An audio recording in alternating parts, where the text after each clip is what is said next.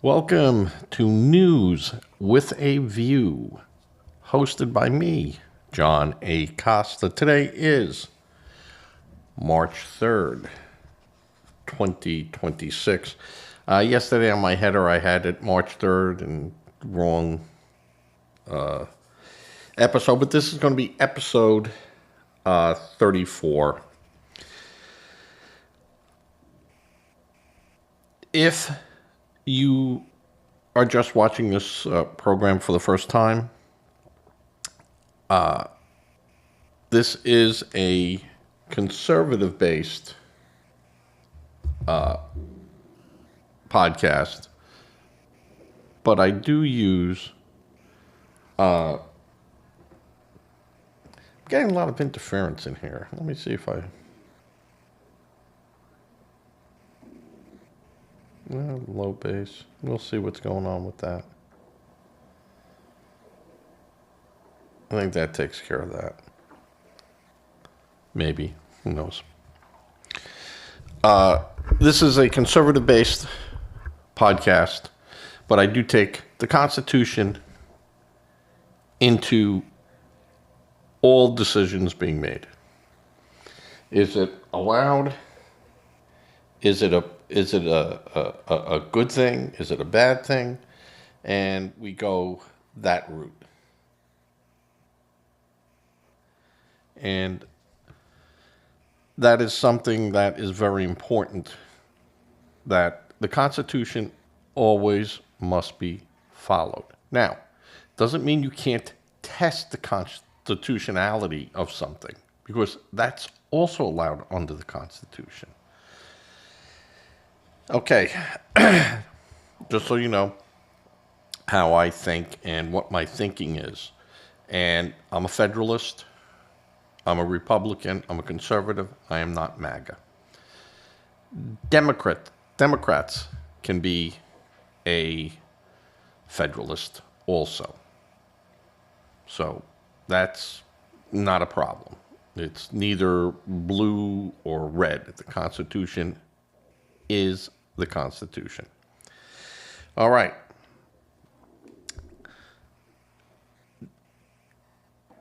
Yeah, I just hear something in there. I do not know what that noise is, but it is bothering me in the background. And I think I discovered what it is.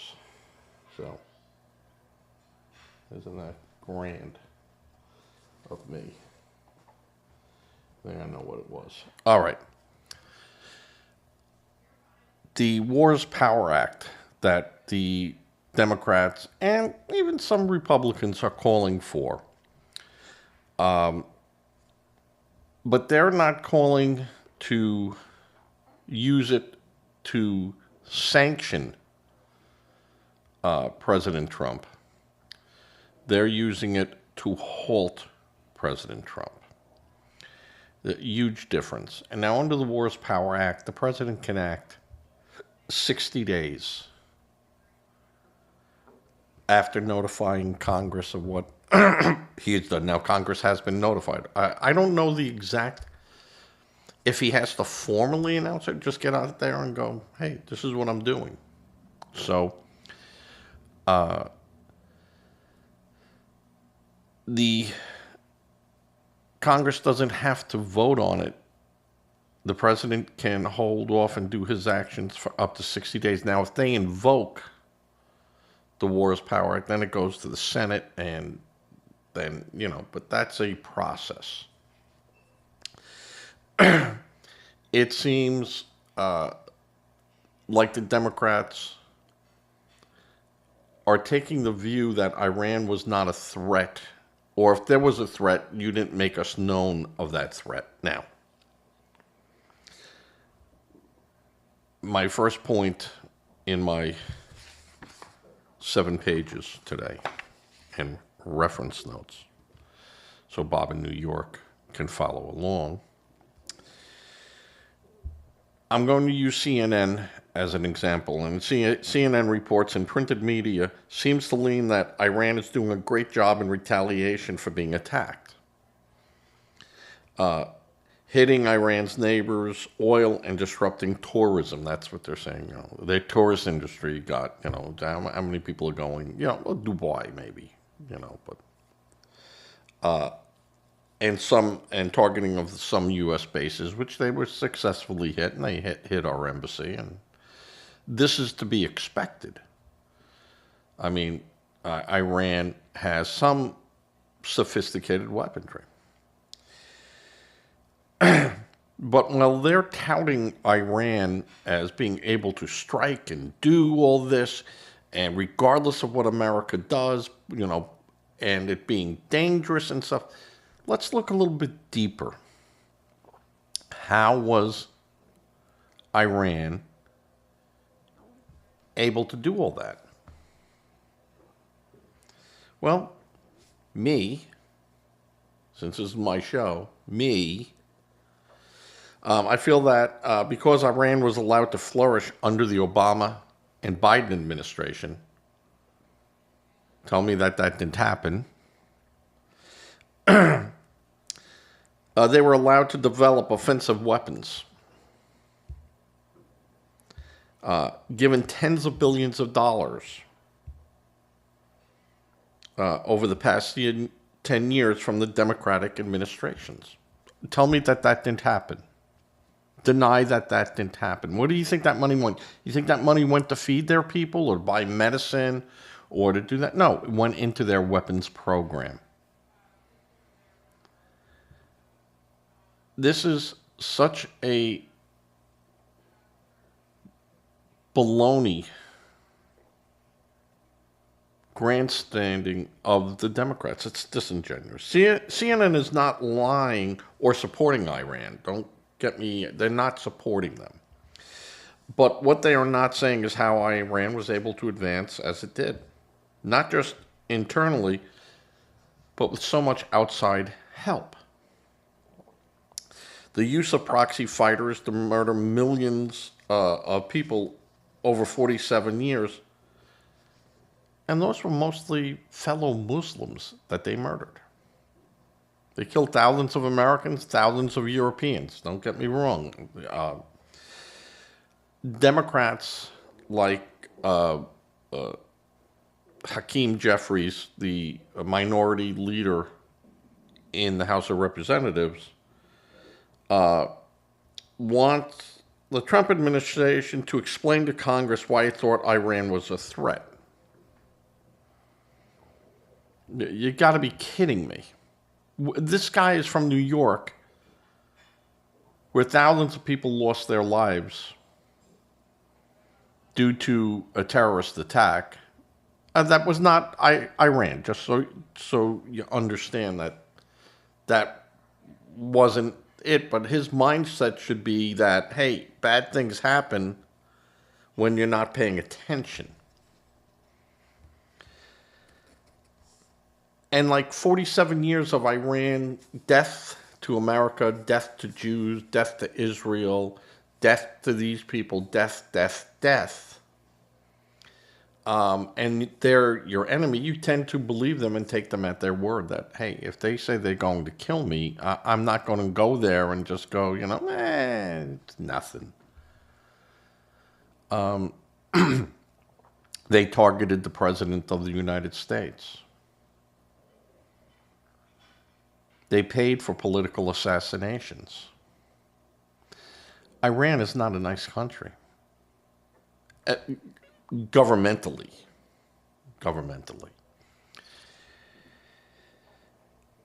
You had Hezbollah, you had Hamas, you had the Hutus. You have so many proxy regimes in the Middle East that's affecting the world. And Iran is like, well, we don't like the United States in the Middle East. Tough crap. We've always been there, and we probably always will be. Those countries that invite us in as allies only invited us in because you've threatened them. And you're a threat to your neighbors.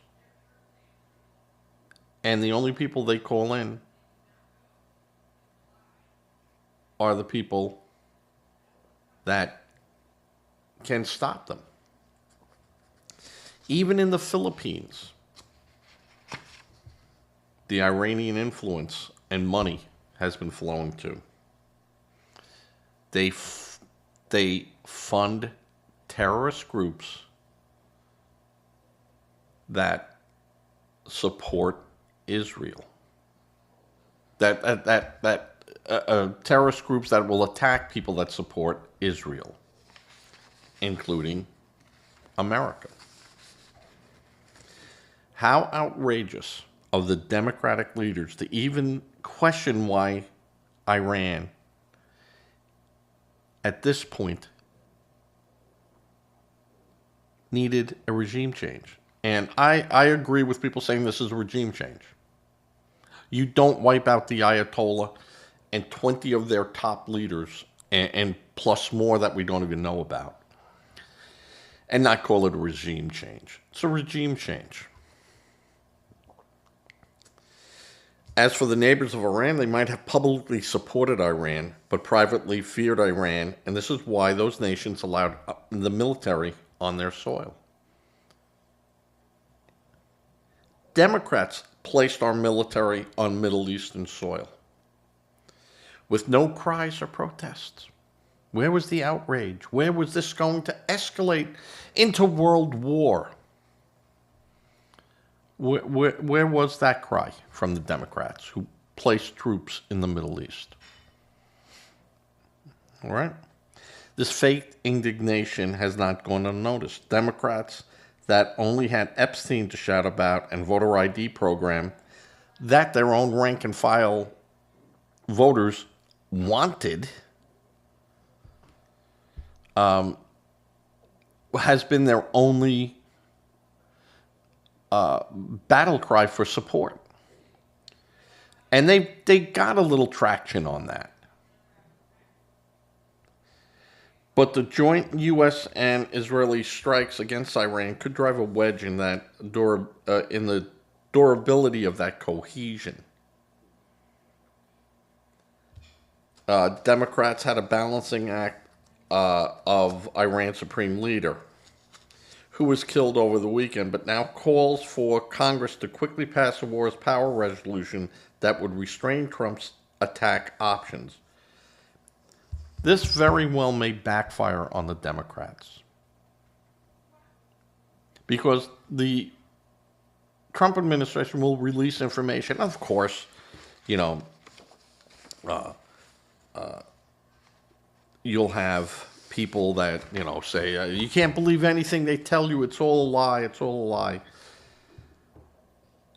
The so-called Gang of Eight, which I hate that. That's a select people, select Republicans and Democrats that sit and report the actions of the president with its military use. Senator Schumer stated, as soon as our resolution comes to the floor, senators need to pick a side. Senate Democratic leader Chuck Schumer said on Monday, stand with Americans who don't want a war, or stand with Donald Trump as he single-handedly starts another war. This war has been going on since 1979, Schumer. You know the truth.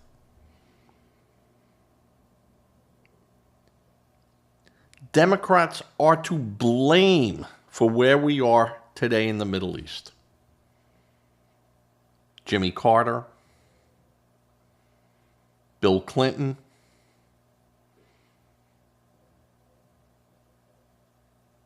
Obama might be the biggest culprit, and Sleepy Joe.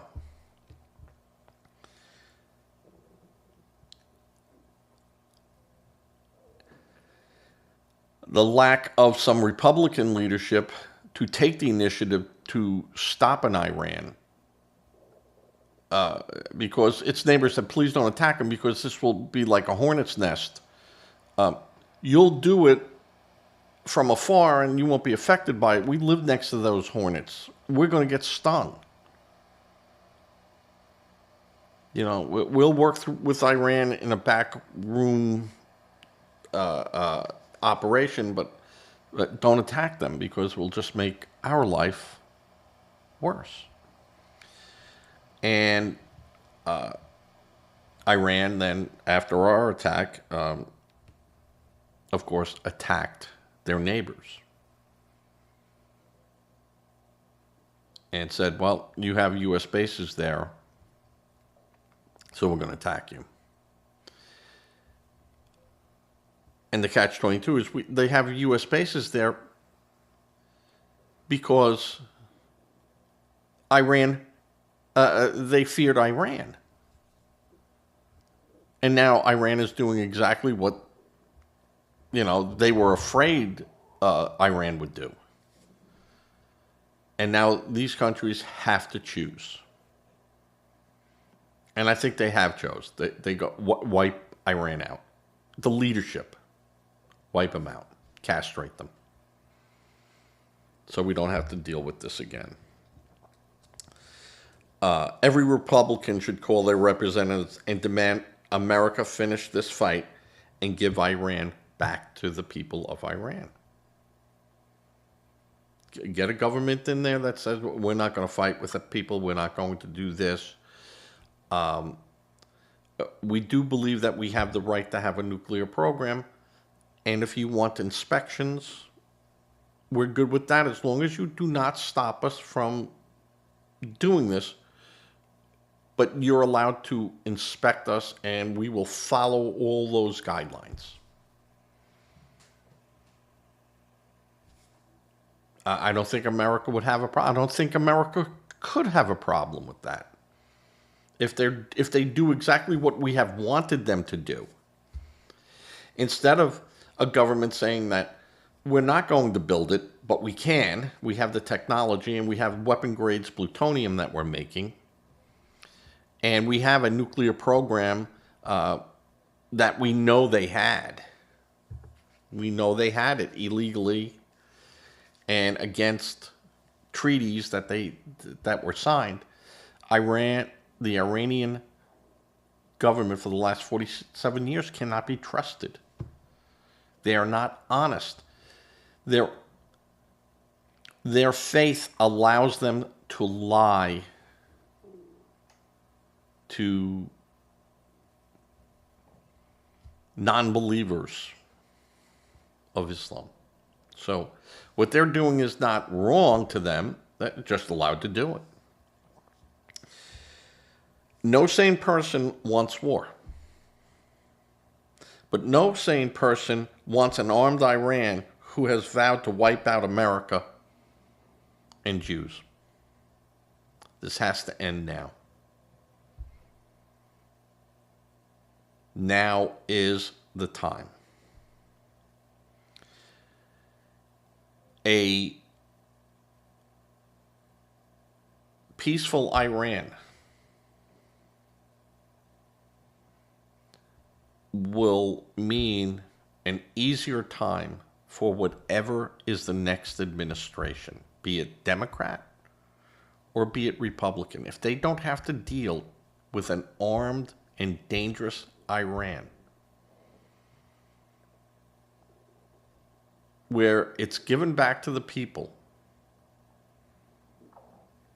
and they're allowed to produce oil, they're allowed to produce plutonium with the watchful eye, that could be a very prosperous country again and can be then welcomed back into the world.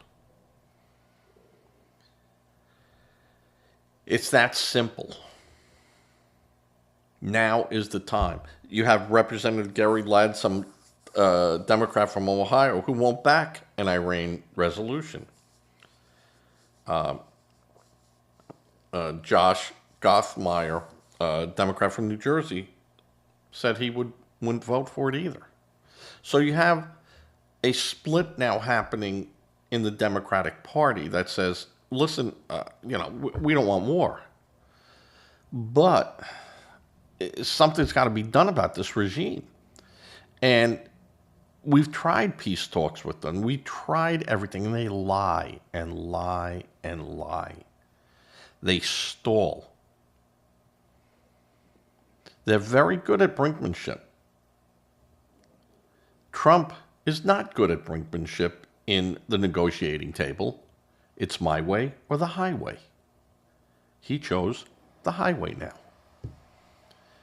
And Iran, a couple months ago, didn't believe that we had the stomach to do it because, they kept threatening, we'll destroy you with every weapon. We'll strike America. We'll strike. We'll kill.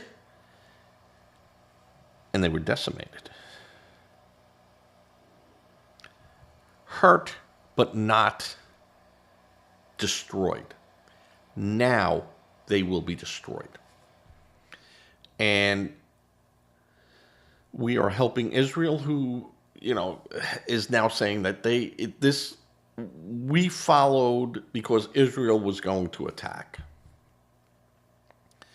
And regardless of what Israel was doing, we decided that this was our time too. And better we do it together than doing it separately.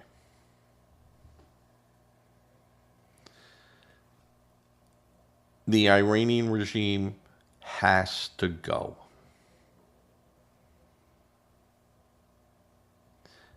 And if the country is not toppled and the people can't take this government over and get rid of these people, the next people will be 10 times as worse.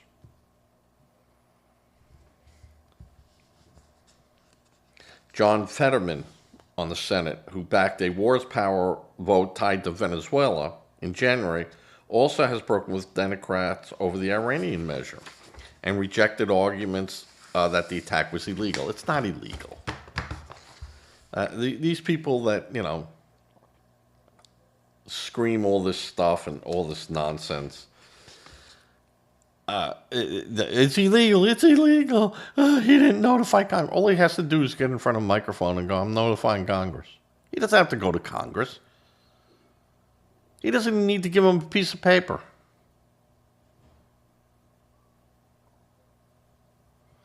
He can't formally declare war, but he could call it a war.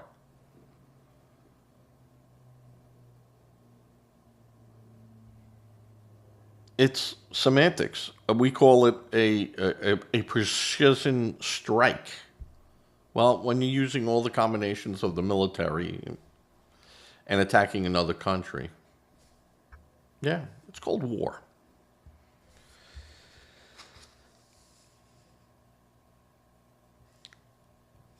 Fetterman rejected the idea that this was illegal, and Hakeem Jeffries again said, John Fetterman knows better than to say that. No, he knows what the powers of the president has. And Hakeem Jeffries obviously doesn't. But Hakeem Jeffries knows, and he's just a liar. Hakeem Jeffries is a liar.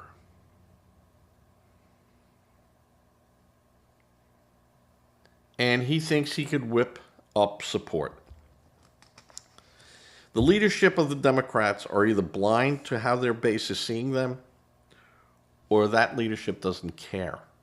I'm under the belief that they don't care.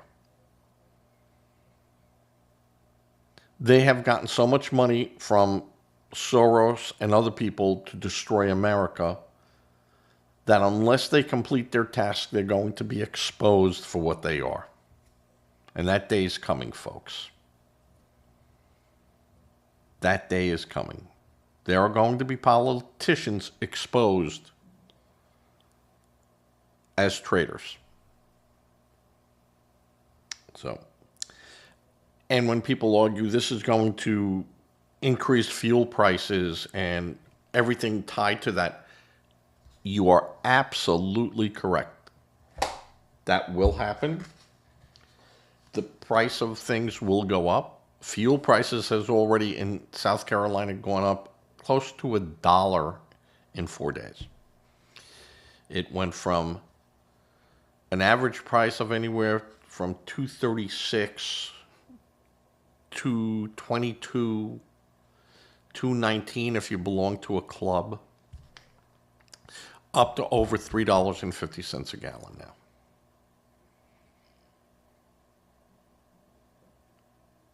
For gas, for regular. For diesel, it's over $4 and heading up to $5, and I predict that by the end of the week, gasoline will be $4.60 a gallon. And the Democrats will see, we told you this would happen. It would happen if Iran threatened to close down the Strait of Hormuz. It would happen. They've attacked some small little ships out there and have paid a dear price for that already. I think that there'll be a lineup of military vessels protecting those oil shipments, and that this will slowly come back down.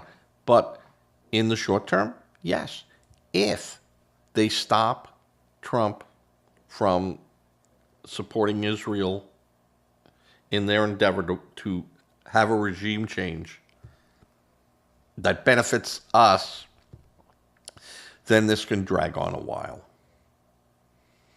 And it's not a good idea. You cannot give the Iranian government any chance to catch their breath. We must destroy every facility that makes drones and rockets. That's key. They have no air force to speak of, but you must be able to stop their ability to reproduce these weapons again. That could be a threat. Until there's a regime change that they can go into and go, yeah, we're stopping this, come in. Whatever we have, but we're not going to do this. We're going to come under some type of watchdog program, and we want to be accepted back into the community of the world.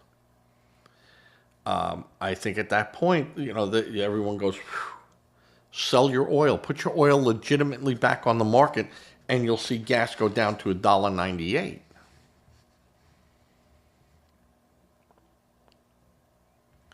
We're not oil dependent as we were in the 1980s. But our oil will follow the price of crude on the world market because that's what we're doing. We are a huge exporter. Now, if Iran interrupts Saudi Arabia and these other countries in their oil production, then that's going to come over to us. But then we get to set the price, and of course, supply and demand. And, you're going to have Democrats and people saying, oh, they're making the oil companies rich. Well, this has been going on for a long, long time, folks. But I would feel better knowing that we do not have a military capable Iran. 47 years of hearing death, death, death. 47 years of our military having to deal with that. People forget about the Marines in Beirut.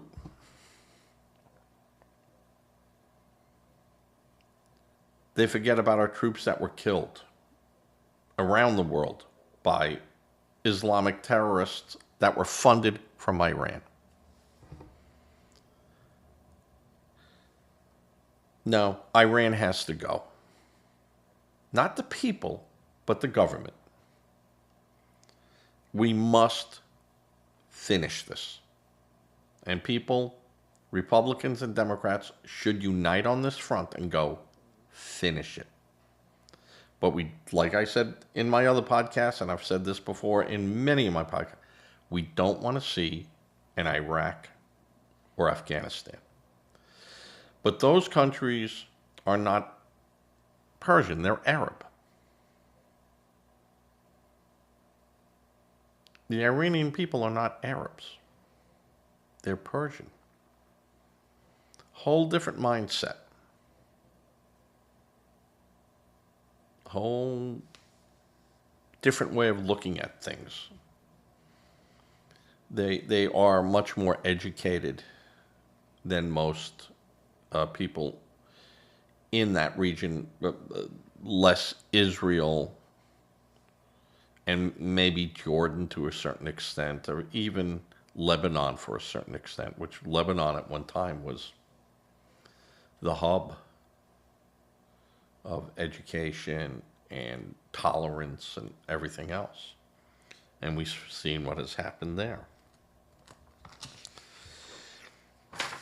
And this statement is coming from voices from the Democratic side. Iran's leadership has long supported terrorism across the region, undermined regional stability, continued to advance its nuclear ambitions, and brutally repressed its own people.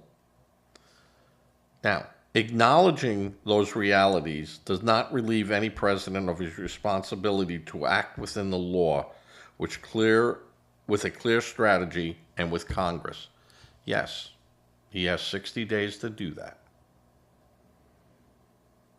He has 60 days to do it unless you invoke the War Powers Act, and then that changes.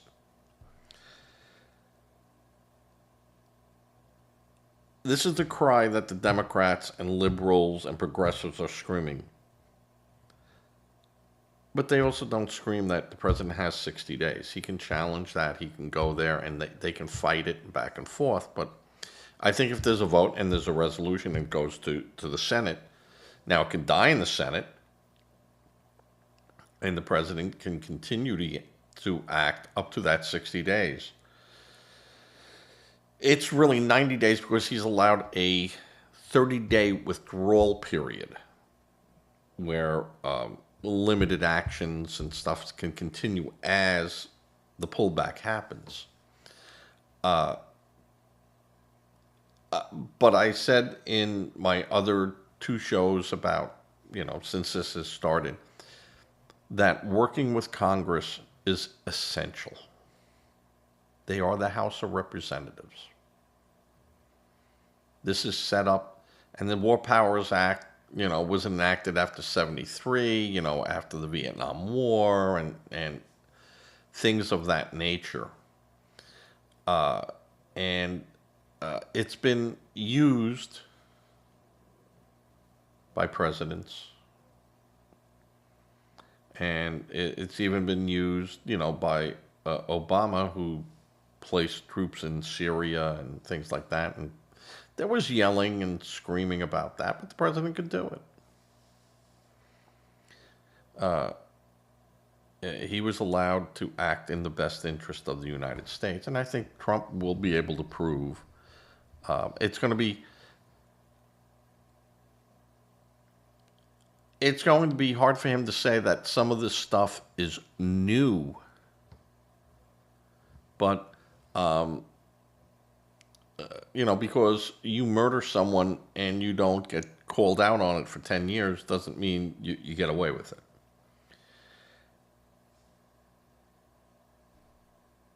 Iran needed to be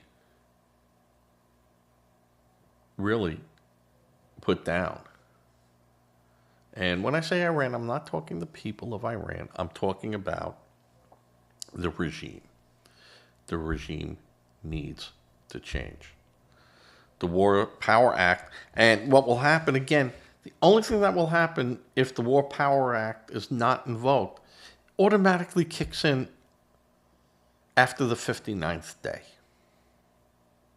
No one has to do anything. That kicks in. Then, if he refuses, then that's a constitutional crisis. And I agree with people where they go, that you obey this. You can contest it. And Trump might contest that whole War Power Act is unconstitutional, Article 1 and everything else. But I'm saying that would be a very far stretch. Because since our beginning of the Constitution and the amendments, was very clear who has power and who doesn't have power and how that works. And you're not rewriting the book. The first 10 amendments in the Bill of Rights, unchangeable. Unchangeable. So, if after the 59th day, then, you know what, I'll be the first one to say, President's wrong. He's got, you can't do that. He's acting unconstitutionally, knowingly. And then you could scream impeach, you can do all that. Then you can go down that road. He's not doing anything illegal right now. So, I think the Democrats using that is this Chicken Little. Chicken Little. You could say the clock is ticking. That'll agree with. The clock has been ticking since Saturday. And Trump has even said this will be, weeks, but it's not going to be months. We'll see. We'll see. All right. With that, there's been just about 37 minutes of this show. I'm going to make it a quick show because there's a bunch of things I have to do today. And I'm going to edit this later on this evening to get it out the door at some reasonable time, which will probably be about 11 o'clock tonight. It's 12:30 in the afternoon on Tuesday, but it is Tuesday and it is card night, and I haven't been playing cards, so I really want to go and do that. All right. If you can give to a charity, please think about giving to a charity. Just make sure it's a legitimate charity. Don't be a victim trying to help victims. If you're uncomfortable with that, please look into giving to a local food bank. They need food. They need monetary funds. Veterans need help. Look towards that. I like the idea of a food bank because that's support very local. You can see people being helped. Say a prayer.